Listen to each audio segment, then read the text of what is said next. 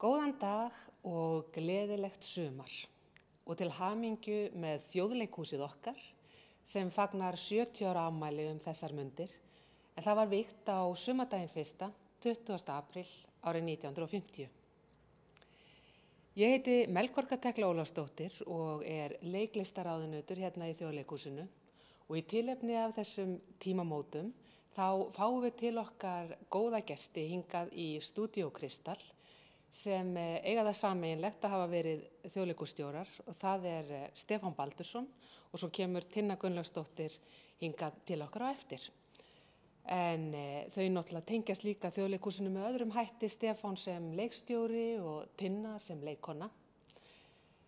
En þá langar mig að fá að byrja að spjalla aðeins við þig, Stefán, á þessum fagra sumardegi 1. Þú náttúrulega tengist þjóðleikhúsinu sterkum böndum. Þú hefur verið hér leikhússtjóri frá árinu 1991 og alveg til ársloka 2004. Svo hefur starfað hér sem leikstjóri, sett upp margar mikilvægar sýningar í sögu þjóðleikhúsins og svo hefur náttúrulega komið hingað sem áhorfandi á löngu tímabili. Það bara í raun og veru teygir sig yfir stóran hluta úr sögu þjóðleikhúsins. Já, og ævi minnar. Og ævi þinnar, já. Við kannski bara fáum að byrja bara á byrjunni, á svona þínum fyrstu kynnum af þjóðleikhúsinu. Já, ég kom fyrst hérna í húsið á sýningu sem barn og það var held ég bara fyrsta barnaleikrit sem sýnt var í húsinu, Snædrottningin. Það hafi verið svona 6 ára sennilega, 6-7 ára, með foreldrum mínum og þau komu mjög gjarnan, fóru gjarnan með mig í leikhúsið og ekki bara endilega á barnaleikrit, heldur stundum á fullorðinsleikrit. Ég sá fyrstu barnaleikriti náttúrulega á eftir Snædrottningunu, Litla Klaus og Stóra Klaus og ferðina til Tungsins og svo framvegis. En ég sá líka strax á þessum fyrstu árum bæði Skuggasvein og Gullnaliðið og allt var þetta óskaplega mikið ævintýri, fannst manni. En það eins sérkennileg minning kannski bundin þessum leikhúsferðum fyrstu að þau hefðu nú ekki foreldrar mínir og miklu að spila þannig að við keyptum ódýrustu sætin og sátum upp á svokölluðum efri svölum sem það voru og þær voru alveg ískeikilega brattar. Það voru svona einhver 6-7 bekkir niður á við og svo var bara handrið og niður á næstu svalir og niður í salinn og í rauninni var sviðið í órafjarlægð. Og ég hef fengið og fekk fram eftir öllum aldri martraðir þar sem ég var að hrapa niður á efri svölum Þjóðleikhússins. Hvað segir? Þannig að þær voru tengdar með svona pínullum óþægindum en allar gríðarlega spennandi. Þetta náttúrulega líka svo sterk upplifun fyrir börn að koma í leikhús. Já. Að þau upplifa allt svo sterkt og meðal annars þá allskins svona hluti eins og Brattabrekku og svona. Sko. Jú. Já. En það væri gaman af því að þú hefur náttúrulega séð svo ótalmargar sýningar hérna í Þjóðleikhúsinu eins og ég segi sem á löngum tíma. Það væri gaman ef þú væri tilbúin til þess að rifja upp einhverja svona sem að þú minnist sérstaklega. Já, ég sá töluvert margar sýningar sem barn og unglingur og af þeim mér eiginlega ein langminnistæðust. Ég hef verið þá sennilega svona 12-13 ára og það var dagbók Önnu Frank sem var alveg gríðarlega áhrifamikil sýning og satt lengi í manni og þar var Kristbjörg að þreyta frumurinn sína í aðalhlutverki og það var svo margt fallegt og sterkt í þessari sýningu og ég skrifaði að ritgerð í skólanum sem var lesið upp fyrir aðra og einhvern veginn satt þessi minning óskaplega lengi í mér. Svo svona það bil sem ég var að byrja í menntaskóla og jafnvel fyrr meðan ég var í gagnfræðaskóla, þá las ég allt sem ég komst yfir sem fjallaði leikhús og ég fór að safna gagnrýni, blaðgagnrýni leiksýningar og það var mjög mikið kerfi hjá mér. Ég var mér út umslög og klippti úr fleiri en einu dagblaði umsögnum viðkomandi sýningu og svo fekk hún sitt umslag og dagsetningu og frumsýningadag og þessu safnaði ég árum saman. En þegar ég kom svo í menntaskólann þá hélt ég áfram að fara í leikhús og þá var ég svo heppinn að þá voru hér í Þjóðleikhúsinu dálítið margar sérkennilega merkilega sýningar því að þetta á árunum 60 til 64 og þá eru hér sýningar sem það verið að kynna nýja höfunda, Absúrdismann, Nasýrninga, Jón Eskós og Sköllóttu söngkonuna, það verið að kynna Pinter með Húsverðinum og það sýnt leikrit sem var gríðarlega vinsælt og vakti athygli eftir Max Frisch sem heitir Andorra og þetta voru svo áhrifamiklar og flotta sýningar. Þannig að það staðfestist eiginlega hjá mér á þessum menntaskólaárum að ég vildi vinna að einhverju sem snerti leiklist. Og ég man líka eftir, það voru margar fleiri sýningar sem voru eftirminnilega þó það væri kannski ekki eftir þessa nýju og merkustu höfunda, en það var til dæmis, þá var frumsýndur söngleikur Æ fyrir leiti og það var svo mikið gert úr þessu, það var að vera að leita allt land að stúlkur sem geti leikið þetta og hvort það var yfirleitt hægt að sýna þetta og þetta var, það var einhvern veginn öll þjóðin að fylgjast með þessu og ég man að á frumsýningakvöldi þá var ég með tveimur bestu vinum mínum á tröppunum í Jónshúsi handan götunnar og við horfðum yfir á Þjóðleikhúsi og það voru opnir gluggarnir og það svona ómaði út á götuna hluti af tónlistinni og við sátum þetta heillengi og hlustuðum á og þá man ég sagði þessa vinnu mína einhvern tíma skal ég vinna í þessu húsi og það var reyndur úr, mér hefði ekki órað þá að ég átti reyndar eftir að leikstýra Æ fyrir leiti hér 30 árum síðar. Nei, en það mótaðist hjá mér á menntaskólaárunum þessi áhuga að fara að mennta mig einhverju sem tengdist leikhúsi og ég fór með þess á loka ári mínu þá fór ég í leiklistaskóla Ævars Kvarans þá var starfræktur og fyrir vikið lenti ég hér sem aukaleikari í Hamlet-sýningu sem var leikinn milli 30 og 40 sinnum það vorið og Gunnar Eyjólfsson var í hlutverki Hamlets og þetta var hinn ágætasta sýning og skemmtilegt að kynnast svona leikhúsinu baksviðs en ég áttaði mig nú eiginlega á því þennan vetur að ég hefði ekki áhuga að gerast leikari. Þannig að ég vildi einbeita mér að leikstjórnanámi og leiklistarfræðum og fór svo út og lærði það í Svíþjóð. Einmitt. Kemur svo hingað sem leikstjóri. Mér langar rétt bara að nefna það því að þú ert að tala öll þessi leikrit sem að koma svona fljótt til Íslands. Það er sýnt fljótt þegar maður horfir svona yfir sögu Þjóðleikhússins þá hefur Þjóðleikhúsið í gegnum tíðina oft verið ansi fljótt að taka nýjustu strauma utan úr heimi. Já, það má segja að þetta sé vitni það, en það var líka á þessum sömu árum, það voru ekki allir sammála þessari skoðun og það var stofnað leikhópur sem hét Gríma, hinn ágætasti hópur og ég sá náttúrulega alla sýningar þar, það var á þessum menntaskóla árum mínum og þau voru líka að sýna höfunda sem kannski ekki höfðu verið sýndir hér áður og líka Leikfélag Reykjavíkur, það var líka ótrúlega duglegt þegar maður skoða söguna að kynna þessa nýjustu höfunda. Akkurat, Íslendingar hafa bara hort mikið út í heim og fylgst vel með því sem er að gerast. Og beðið eftir Godot, það kom bara alveg ótrúlega fljótt hérna til Íslands. Og þú fer til útlanda? Ég fer til Stokkólms og læri við Stokkólms háskóla og er þar í 5 ár, allt í allt. Og kem svo heim og er svo heppinn að ég fæ eiginlega alveg strax leikstjóraverkefni.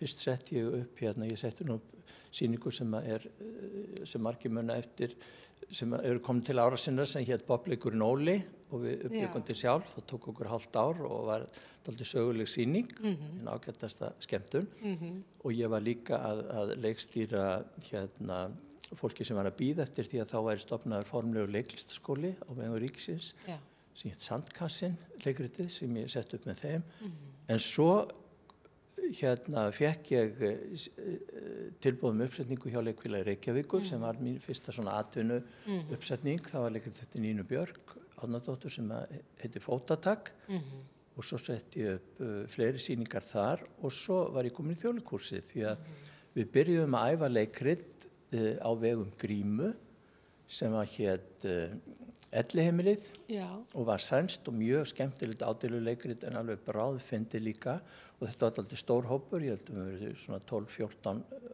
12-14 leikari í þessu og við vorum byrjuð að æfa þetta en lentum í húsnæðisvandræðum og fleiru og þá tók Sveinn Einarsson sem þá var Þjóðleikhússtjóri þetta inn á verkefnaskrá Þjóðleikhússins, þannig þetta var mín fyrsta sýning á vegum Þjóðleikhússins og hún var sýnd í Lindabæ. Einmitt. Og í kjölfarið þá fastriði hann mig hér við húsið sem leikstjóra í hálfu starfi og hinn helminginn starfin átti ég að skila honum sem leikhúsritari, eins og það hét, sem var svona hægri hönd þjóðleikhússtjóra í ýmsum hlutum og ritstjóri leikskrár. Þetta var starf sem að Vigdís Finnbogadóttir hafði gegnt áður. Einmitt. Og þarna kynnistu náttúrulega starfið Þjóðleikhússins mjög vel sem bara strax sem ungur leikstjóri. Já, og fékk líka heilmörg verkefni, svona, því að það var inn í vinnuskyldunni. Ég setti upp fyrstu sýninguna sem var sýnd á þáverandi litla sviði sem var opnað í leikhúskjallaranum, veitingasalnum. Það var leikrit eftir Pinter sem hét Liðin tíð. Og svo sett ég upp leikrit eftir Guðmund Steinsson, líka það niðri, sem heitir Lúkas, afskaplega sterkt og flott leikrit. Og svo leit eitt af öðru. Fyrsta verki sem ég setti upp á stóra sviðinu, það var 1974. Það var jólasýningin það árið, það var Kaupmaður í Feneyjum eftir Shakespeare. Og þá var svo mikið lýðræðishugsun í öllu þjóðfélaginu að það þótti ekki gott að vera með einn sterkan leikstjóra og kannski að því við vorum báðir svona ungir árum þá fól hann okkur tveimur að leikstýra Kaupmannum og það var ég og Þórhallur Sigurðsson. Einmitt. Og þetta var fyrsta sýningin sem ég setti upp á stóra sviðinu. Já, var alveg að vinna heilmikið saman svona meira hlið við hlið, kannski ekki beint sem leikstjóra hlið við hlið. Nei, en þetta var óskaplega skemmtilegt, ekki síst vegna þess að í þessu leikriti eru mörg stór hlutverk fyrir unga leikara, þannig að þetta voru svona jafnaldra manns sem var að vinna með, en Róbert Arnfinnsson lék Shylock og gerði það alveg prýðilega vel. Og það voru fleiri eldri leikarar í sýningunni, Baldvin Halldórsson og Gunnar Eyjólfsson og þetta var mjög skemmtilegt, en ég ákvað í kjölfar á þessu að ég vildi aldrei leikstýra með öðrum aftur. Nei, þetta er svona eitthvað sem hefur svolítið verið prófað. Það gekk glimrandi vel, vill okkar Þórhalls, en það var einhvern veginn mjög sérkennilegt vegna þess að leikstjóri þarf að setja mjög ákveðin merki á sína sýningar og fá svona að gera það sem hann helst vill og eiga ekki að þurfa að vera með miklar málamiðlanir. Já, einmitt, akkurat. Þannig að þetta var í eina skipti sem að þú gerði þetta. Ég hafði gert þetta sko í Popliknum Óla. Akkurat. Það vorum við líka tveir, ég og Pétur Einarsson. Voru náttúrulega mjög svona hipparlegar og lýðræðislegar myndir. Og auðvitað er þetta þannig að leikstjórinn er ekkert einvaldur eins og þú veist. Það eru, leikarnir hafa alltaf rosalega mikið að segja. Við tala ekki aðra listarna stjórnendur, leikmynda og búningahöfund og tónskáld og aðra sem kom að þessu. Auðvitað er þetta samvinna og mótum þetta saman. Já, einmitt. En leikstjórinn er svona skipstjórinn? Hann er svona sá sem þarf að taka endanlegu ákvörðunina. Til dæmis eins og varðandi æfingarferli. Það hefur breyst, hvað mig var að þá hefur það breyst mjög mikið á mínu ferli. Ég vinn allt öðruvísi svona eftir því sem árin hafa liðið heldur en ég gerði í byrjun. Maður var svona ráðríkari í byrjun og vildi einhvern veginn hafa skoðanir á öllu og ákveða næstum því hvar það var að ferðast á sviðinu og allt þetta og auðvitað kemur það alltaf til leikstjórans að hafa skoðun á því. Kannski búin að ákveða það heima bara? Já, fyrst þegar maður var fyrstu verkefni minn þá maður náttúrulega ekki búin að finna öryggi sitt sem leikstjóri. Þá satt maður yfir grunnflatarmynd af leiksviðinu og var með eldspýtustokka og skápmenn og var að bara færa fólki til sem er náttúrulega bara fáránlegt vegna þess að svo kemur á svið og allast til þess að nú færi þessi þangað og hinn hingað. En þá allt í nátt að maður segja, nei, hann fer miklu hraðar yfir heldur og þannig að maður lagði þetta á hilluna, en mér fannst ægilega gaman og ég hef sagt frá því áður að þegar ég var að lesa svo mjög merka bók eftir eitt frægasta leikstjóra heims sem heitir Peter Brook og bókin heitir The Empty Space, þá lýsir hann akkurat þessu sama. Hann satt við borðið heima og var að færa tankrestúpuna og skákmannin og allt þetta.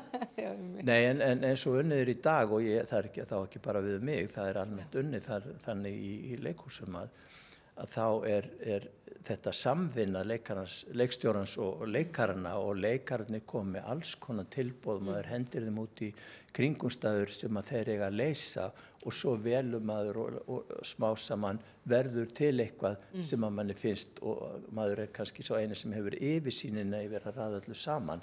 Þannig að það er leikstjórinn sem náttúrulega sem einhvern veginn hnýtir hnútinn á endanum en leikarnir eiga ótrúlega sterkan þátt oft í sýningunum mínum. Ég get ímyndað mér að sem leikstjóra þykir vænt alla sýningarnar þínar en eru kannski einhverjar sem þú getur nefnt sem að standa upp úr fyrir einhverja hlutasakir? Já, ég neita því nú ekki. Auðvitað þykir manni vænt þær allar en þær hafa kannski ekki allar tekist eins og til stóð en maður á að vera alveg hreinskilinn, maður hefði viljað gera eitthvað öðruvísi en það eru nokkrar sem ég held gríðarlega mikið upp á og það eru til dæmis frá þessu tímabili þegar ég var áður en ég var þjóðleikhússtjóri og var að leikstýra þá það kannski tvær sem að mér fannst takast einna best og það náttúrulega sýningin Öxarins stóri stundarfriður sem kom hér upp 1979, nýtt íslenskt leikrit þá, eftir Guðmund Steinsson sem hafði nú ekki alveg slegið í gegn fram að því. Já, sem leikskáld. Sem leikskáld, en við settum upp þetta verk og þetta eins og kannski flestir vita sem á þetta hlýða því að það búið að leika þetta líka í sjónvarp, sýningin okkar fór í sjónvarp og margir þekkja þetta og það búið að leika þetta út allt land hjá áhuga leikfélögum. Þetta fjölskyldu í Reykjavík í dag sem að þá var árið 79 og hvernig nútíminn einhvern veginn að fara með hana og hún hittist aldrei á heimilinu, það stórt mataborð sem svona miðpunktur leikmyndarinnar en það geta aldrei allir sest við það í einu og það eru símar og það eru sjónvarp og það allt sem að trufla. En við settum upp sýningu sem vakti alveg gríðarlega athygli því að hún var svona nýstárleg á mjög margan hátt. Ég var með leikmyndahöfund Þórunni Sigríði Þorgrímsdóttur sem var þá koma beint frá námi frá Þýskalandi og við höfum reyndar unnið mjög oft saman síðan. Hún gerði mjög nýstárlega stílfærða skjannahvíta leikmynd og búninga sem voru dálítið mikið sérkennilegir sem að fólki var eins og rugbyspilarar en það komst reyndar svo í tísku árið eftir. Það var nú ekki okkur að þakka. En og svo ákvað ég að hafa mikla tónlist í þessu, mikla poptónlist í skiptingum og svona og þá dugði ekkit annað en að ná í sterkustu hátalara sem til voru í landinu, fá þá lánað upp í Karnabæ og það var spilað úr stúkunum svo það hristist úr sig og þetta var sýning sem varð á margan hátt svona dálítið tímamót sýning. Algjörlega, þetta einn svona af þessum frægu sýningum úr sögu Þjóðleikhússins. Já, einmitt. Og svo í skömmu síðar þá setti ég upp leikrit sem líka á stórsviðinu sem heitir Sumargestir og eftir Gorki, rússneskan höfund en var þarna sýnt í samkvæmt handriti eða í leikgerð Peters Stein sem hafði sett þetta upp í Berlín. Við gerðum náttúrulega okkar eigin útfærslu á þessu og það var líka afskaplega gaman að vinna þetta. Þetta var fjölmennt verk og þarna voru allir helstu leikarar hússins, ungir og gamlir og þetta var sýning sem ég fannst takast mjög vel og vakti mikla athygli líka. Og fleira væri hægt að nefna frá þessum tíma en þar. Svo tekur við hér sem þjóðleikhússtjóri árið 1991 og ert hér til ársloka 2004 og margt merkilegt gerðist nú á þeim tíma en svona þegar að þú lítur yfir ferilinn sem leikhússtjóri viltu segja okkur aðeins frá því svona kannski bæði þegar þú tekur við hvað það sem að þið langaði til að breyta og svo líka bara eitthvað sérstakt sem að stendur upp úr sem að þú varst sérstaklega ánægði með að skildi nást í gegn eða eitthvað slíkt?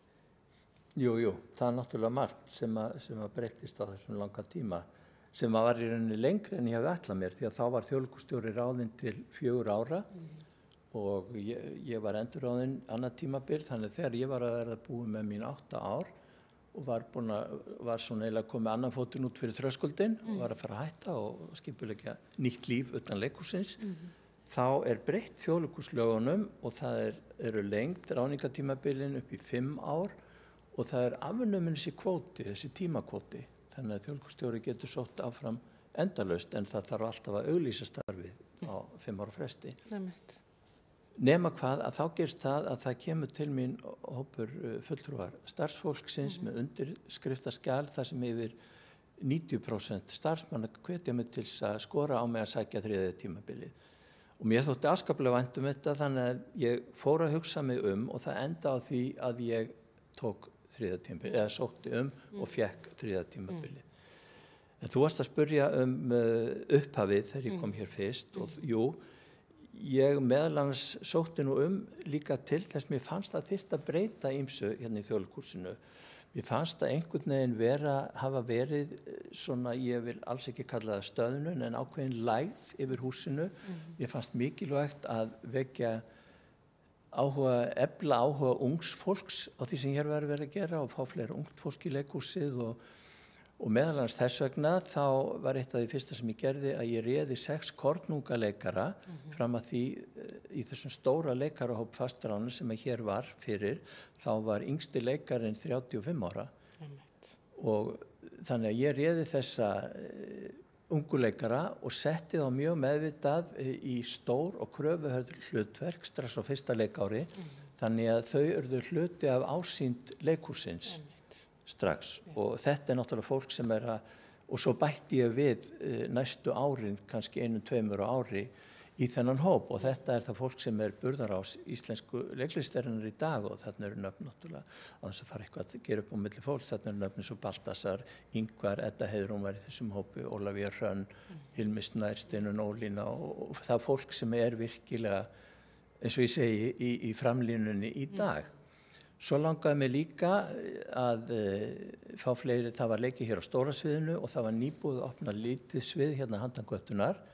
Gísli Alfreðs opnaði það en það var hér gamalt smíðaverkstæði í kjallarunum sem var eiginlega bara hálfgerður ruslakompa, það var verið að reyna að búa til einhverja leikmuni þar stundum, nema hvað að ég gekk í það að lét breyta því strax á fyrsta ári í leikhús sem væri þá öðruvísi en hins sviðina til leiti að það væri rýmið væri alltaf breytanlegt. Það væri hægt að breyta uppstillingu áhorfenda gagnvart leiksviðinu og svo framvegis og þetta var gert og þannig að þetta gat komið áhorfendum ánægilega óvart í hverju nýru uppfærslu. Þetta alltaf að ganga inn í nýtt leikhús. Þannig rákum við þetta smíðaverkstæði árum saman og við völdum líka inn á minnisviðin, kannski ekki síst leikrit sem ég taldi þá höfðu ekki síst til ungs fólks og þar voru líka unguleikarnir í Svissljósinu. Þannig að þetta var svona kannski sýnilegasta breytingin og auðvitað var svo margt annað sem að var að En þetta hafði þau áhrif líka að ungt fólk sótti miklu meira í leikhús. Það gerði það alveg tímalaust. Ég man eftir þessum tíma sjálfur þarna upp úr 20 og þetta var til þess að þessar sýningar, til dæmis fyrsta sýningin á litla sviðinu eftir að ég byrjaði hér var leikur sem heiti Kæra Jelena og þar var þeim telt fram 4 kornungunleikurum og Önnu Kristínu Arngrím sem var búin að starfa hér hríð.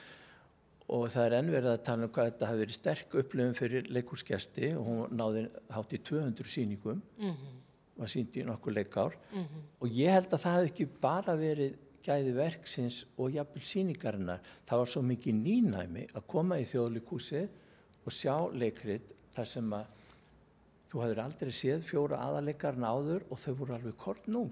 Þetta var svo ferskt yfirbragð yfir þessu. Og sömuleiðis hérna á smíðaverkstæðinu, þar var þeim oft teflt fram og ég engan veginn að gera lítið úr öðrum leikurum í þessum stóra hópi sem hafa yfirleitt verið frábærir hérna. En þetta var til þess að einhvern veginn unga fólki tengdi við þetta fólk, þessa leikara og þessar sýningar og ég fekk að vita það að næstu 2-3 árin þá jókst alveg verulega mikið aðsóknin að leiklistan á mig. Já. Ég held að það mátt rekja eitthvað því til þess að þessara breytinga. Maður veit það náttúrulega að sem ungt fólk upplifir hlutina svo sérstaklega sterkt og næmt og hérna ef þú sérð mjög sterkar leiksýningar þegar þú ert ung manneskja þá hefur það auðvitað áhrif á því. Það regur það leikhúsinu hvort sem það sem að þið langi til að starfa þar eða haldir áfram að langa til að fara í leikhús. Nú, ég gerði náttúrulega ýmsar breytingar, bara innan hús og skipulagsbreytingar og allt slíkt. Ég fekk að ráða fastan framkvæmdastjóra, það hefði ekki verið hér áður framkvæmdastjóri nema tímabundið smávegis og ég réði skipulagsstjóra og ýmsar breytingar sem ástæðulaust að vera að fara út í bæði þannig í byrjun og síðari árum. Og þú talar þarna unguleikarana og svo náttúrulega alla þessa frábæru eldri leikara sem hafa starfað Minnst við ekki á það, þau voru hér leikhúsið ennþá alveg í fullu fjöri langt fram eftir mínum tíma, þjóðleikhússtjóratíma, Gunnar, Rúrik, Róbert, Herdís, Þóra, Friðriks og Guðrún Stefensen og bara Baldvin, elsta kynslóðin var hér bara árum saman. Já, og þetta samtal kynslóðana er náttúrulega svo mikið. Og það var líka það sem var svo gott að tefla þessu unga fólki saman við eldri reynsluboltana. Já.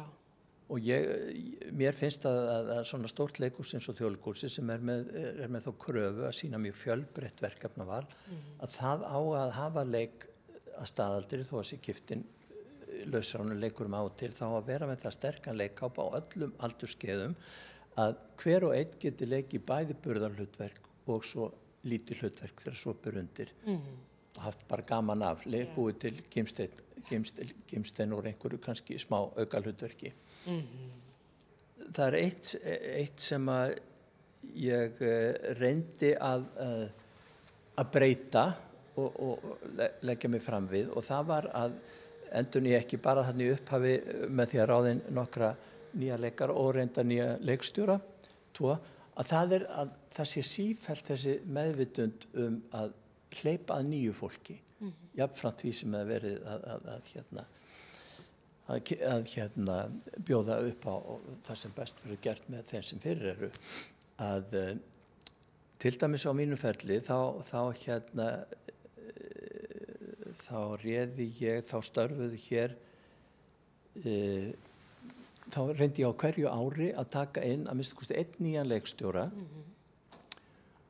og að því að svo mýta hefur farið að stað að það hafi eiginlega ekki gerst fyrir en eftir mína tíð og núna á síðustu árunum að konur sé að fá meiri pláss í leikhúsinu, það er vissulega rétt og sem betur fer þá er framlag þeirra að aukast, en ég reyndi að það var erfitt til dæmis að fá konur til að leikstýra. Það voru örfáar sem að tóku það að sér og sóttust eftir því, en þegar maður skoðar þetta þá er statistíkin samt svo að af þeim nýjum leikstjórnum sem komu hér inn, einhverju hefðu leikstýrt annar staðar, þá voru meiri hlutin konur. Það voru 12 konur en 10 karlmenn. Og svo þegar ég lít líka yfir þetta svona í kynjahlutföllunum að þá voru 26 karlmenn sem störfuðu sem leikstjórar við húsið þessi 14 ár, 22 konur. Og það kom mér dálítið óvart. En það var nú að viðurkennast að karlmenn sett miklu fleiri sýningar. En sem betur fyrir þetta að breytast.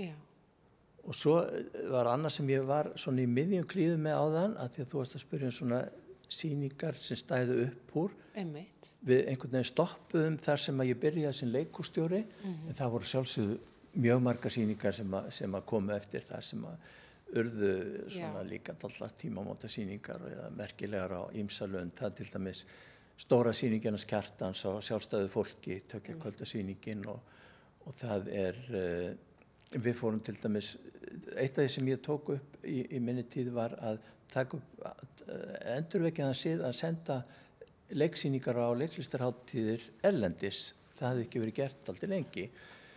Og okkur tókst að gera það jafnaði einu svona ári og þetta var langstærsta sýningin sem fór í slíka utanferð. Hún var sýnd á heimssýningunni í Hannover árið 2000. Já, í sambandi við sjálfstætt fólk, þetta er bara að nefna það að því að hún verður sýnd hérna á RÚV 2 á eftir. Alveg rétt. Og ég spjallaði við meðal annars Kjartan Ragnarsson, svona, þannig að það er stutt viðtal sem er sýnd á undan og þá er hann einmitt að rifja upp hvernig þetta kom til að þú hafir viljað sína leikgerð af einhverjum verkum Halldórs Laxness sem þá var nýlega látin og Kjartan, honum hafi ekki fundist hann geta gert bara eina kvöldstund úr þessu mikla verki komið til þín og þú hafir tekið þessari hugmyndans að setja upp sýningu sem myndi ná yfir 2 kvöld eða vera sýnda degi og kvöldi eins og verði núna á eftir á RÚV 2 og þetta var náttúrulega mjög sérstakt og lukkaðist ótrúlega vel og svo annað sko, það svo margt sem gerðist spennandi og skemmtilegt á þessum árum.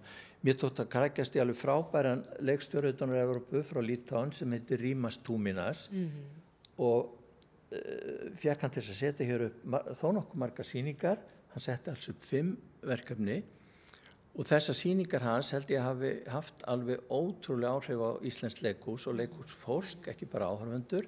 Þær voru vægast sagt mjög nýstálegar og þar var hann að kynna okkur Tjekhov í 3 sýningum og merki hans maður sér ennþá merki hans, hann var með svo sérstakur og nýjar vinnuaðferðir í mörgum íslenskum sýningum hjá yngri leikstjórnum í dag sem voru unnu með honum og voru í þessum sýningum. Einmitt og margir leikstjórar og leikarar hafa talað þetta hvað þessar sýningar að taka þátt í þeim hafi haft mikil áhrif. Já, og þetta var mjög mikilvægt fannst mér og við gerðum samning eftir að maður búin að gera 2 eða 3 sýningar þá gerði ég fyrir hann Þjóðleikhússins samning við menntamálaráðherra og menntamálaráðuneytið í Litauen sem vildi koma á frekari samstarfssamningi þannig að það bættust við 2 sýningar þá og við fórum reynda með eina sýningu til þeirra, við fórum með 2, við fórum bæði með listaverkið sem var eina af þessum eftirminnilegu sýningum og við fórum líka með sýningu hans, Rimasar á Don Juan og svona getur maður endalaust talið upp sýningar sem að lifa áfram í minningunni. Já, akkurat. Og á þess að allan og trann mér mikið fram, ég setti nú upp einstakar sýningar hérna og einna stoltastur ég setti upp sýningar sem ég fannst mjög gaman að vinna eins og bæði Ibsen-verkin, Brúðuheimilið og ekki síst Villihöndina en svo setti ég upp sýningur sem var líka afskaplega nýstárleg og gekk sem að ég er mjög stoltur á að heiti Veislan. Já. Var einmitt á Smíðaverkstæðinu. Sýning. Og þar var og þar var náttúrulega eins og þú varst að tala sviðið var notað á svo óvenjulegan hátt. Það var notað á óvenjulegri hátt heldur en kannski nokkru sinni fyrir því að áhorfendur sátu langsum með veggjónum á 2 hliðar og svo sátu þeir í leikmyndinni við hliðina á leikurunum. Sátu við svona risastórt veisluborð, einmitt. Já. Það var mjög sérstök upplifun að vera að sitja við borðið sem áhorfandi því að það ekki beinlínis svona áhorfenda þáttaka en það svona kannski á að skála og að standa upp sem verður mjög erfitt að líður á verkið af því að bara út af svona. Það er svo þrúandi sorglegt. Já, einmitt. Eins og það er skemmtilegt. Því að þú ert í veislu og syngur og dansar. En þú segir áhorfendur þurft ekki beinlínis að taka þátt í en þeir gerðu það nú samt. Sumir og það var hægt að segja ýmsar sögur.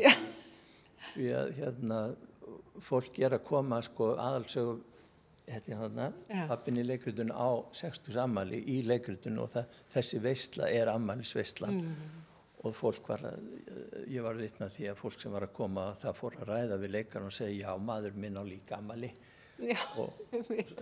og það kom fyrir áhorfendur stóð upp og báðu þann sem satt við hliðina að taka mynd af sér og Já, í meiri sýningu Nei, kannski á undan. Á undan, já, einmitt. Og svo voru einstaka áhorfendur misskildi þetta og hélt hann ætti að taka þátt í þessu og var kannski að segja eitthvað, hafa einhverja skoðun. Hafa skoðun, já. Nei, en þetta var ótrúlega skemmtilegt að vinna þessa sýningu og fylgja eftir. Ég hugsa að ég hafi séð aðra eða þriðju hverju sýningu það var einhvern veginn ég ætla alltaf að kíkja svo stóðst maður ekki mátið og festist á sýningu. Og það er náttúrulega það er aldrei 2 sýningar eins í leikhúsi en kannski sérstaklega þarna þegar að leikararnir eru svona nálægt áhorfendum þá verður hver sýning ólík annari. Eru ykkur fleiri sýningar sem þú myndi vilja rifja upp svona sérstaklega? Náttúrulega erfitt að velja úr en Já, það er lífsættulegt að fara að velja upp sýningu. Eitthvað svona handa hófi. Mismunandi fólki og svo maður er ekki svona á stundin og staðnum. En ég var búin aðeins að nefna sýninguna Kjartans á sjálfstæðu fólki og sýningar Rimasar, sérstaklega Tjekhovs sýningarnar hans. Og svo eru náttúrulega margar sýningar sem að verðleikum urðu mjög vinsælar og ekki síst á litlu sviðunum. Ég var búin að tala Jelenu, ég vil nefna sýningu eins og Abel Snorkobíreit sem náði gífurlegu vinsældum og listaverkið og Smíðaverkstæðinu voru hver sýningin á fætur annari sem að við jafnvel fluttum svo upp á Stórasviði vegna þess að það önnuð ekkert eftirspurn og það var til dæmis eins og Takturlagi Lóa og sýningin Baltasars Eitt hún skildi vera skækja með fulla vasa grjóti sem nú nýbúin að vera endursýnd í sjónvarpinu og hún gekk líka hátt í Já. 200 sýningar og í nokkur leikar og við sendum hann á leikferð og svo dettur mér í huga að sýningunum hans Þórhalls, hann setti náttúrulega mjög mikið upp í minni tíð því að hann var fastráðinn leikstjóri allan tíman. Já.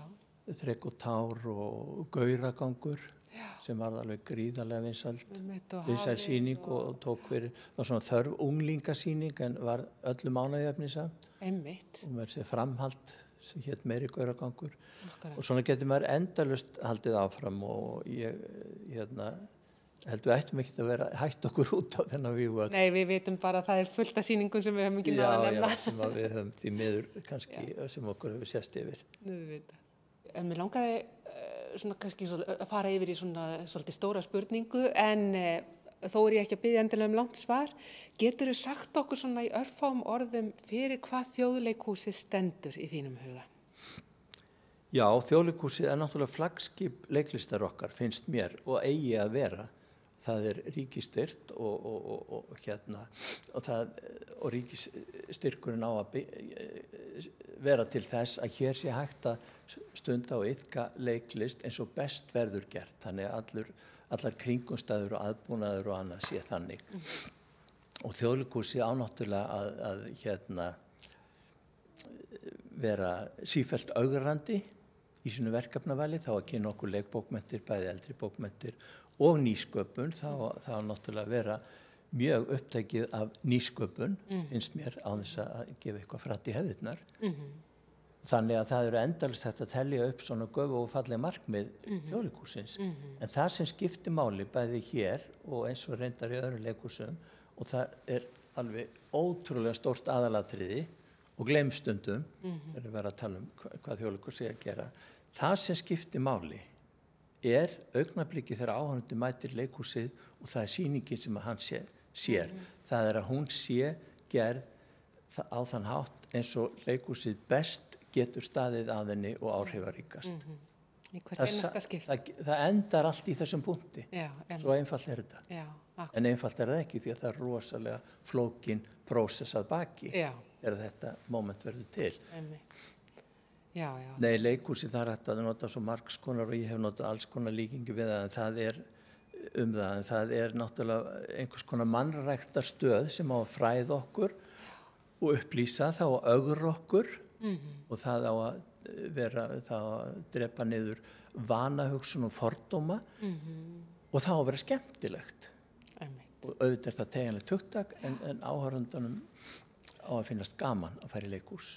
Já, Stefán Baldursson, það er búið að vera aldeilis gaman að spjalla við þig hérna. Mér langar til að spyrja þig bara svona lokum hvers þú myndir vilja óska þessu 70. afmælisbarni Þjóðleikhúsinu varðandi framtíðina?